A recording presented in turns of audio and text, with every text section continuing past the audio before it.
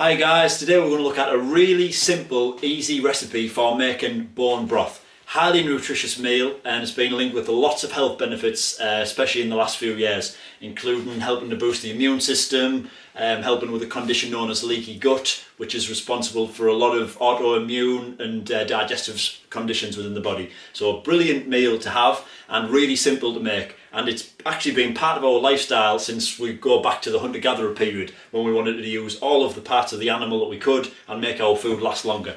So what you will need is ideally a slow cooker. There are other ways to do it, but slow cooker is the easiest and most effective, and you will need some bones of some sort. So whether it's chicken, pork, beef, lamb, doesn't matter, any bones will do. So you could have cooked some meat for dinner like I did earlier. I cooked a chicken. So what you'll do is take all the meat off the bones, so you're just left with the bones, and then we're going to use the bones and put them in the broth. So we'll start from there.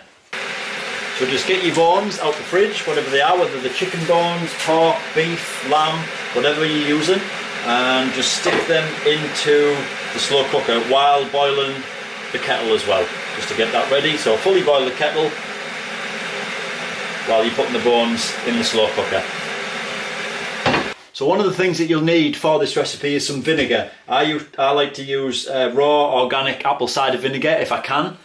So basically you're just going to use 2 tablespoons of that, which that is what helps to leach the nutrients out of the bones. So just take 2 tablespoons and the rest of apple cider vinegar, and then just simply pour your boiling water in on top of the bones, so that's about 3/4 full or half full. I'll probably boil another one of those and put that in as well.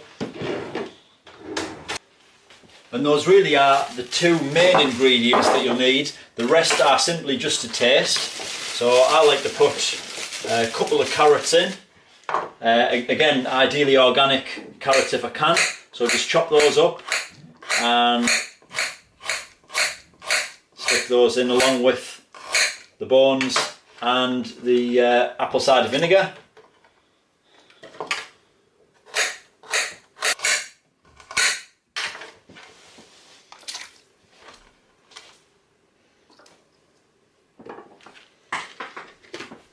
And I also like to use and put in some leeks. Again, ideally organic if I can get them.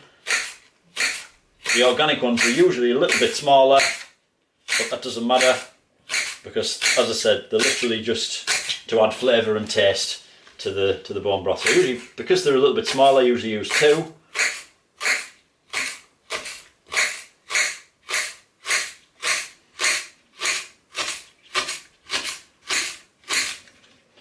And again, just stick them in with the rest of the ingredients.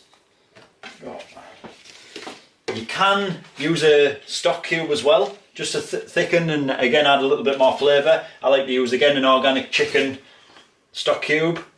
So I'll just stick that in along with.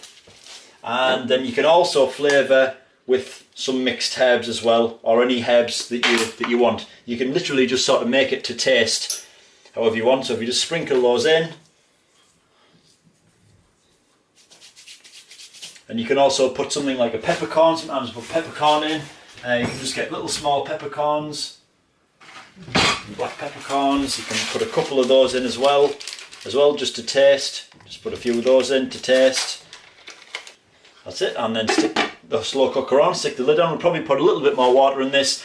Ideally leave it overnight, 10 to 12 hours ideally if we can, and in the morning you should have a lovely broth that you can use for soups, gravy. You can just drink it as a broth, you can drink it hot, you can have it as a soup.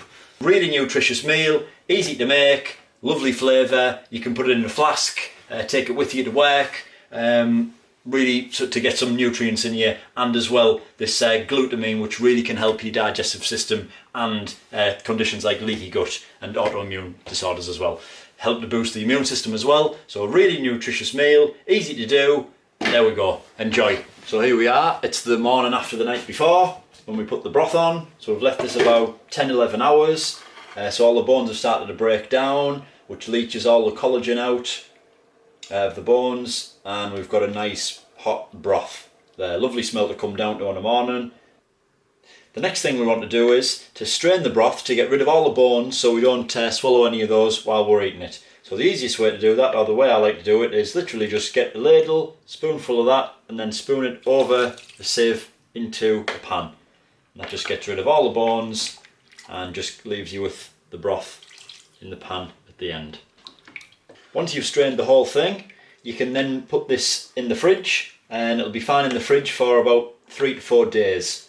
You can also put it into smaller pots and put that in the freezer and get that out each day and defrost each one, and then again use it for soups, gravies or stock. So that completes the recipe, and we're left with nice broth at the bottom that we can all hopefully enjoy.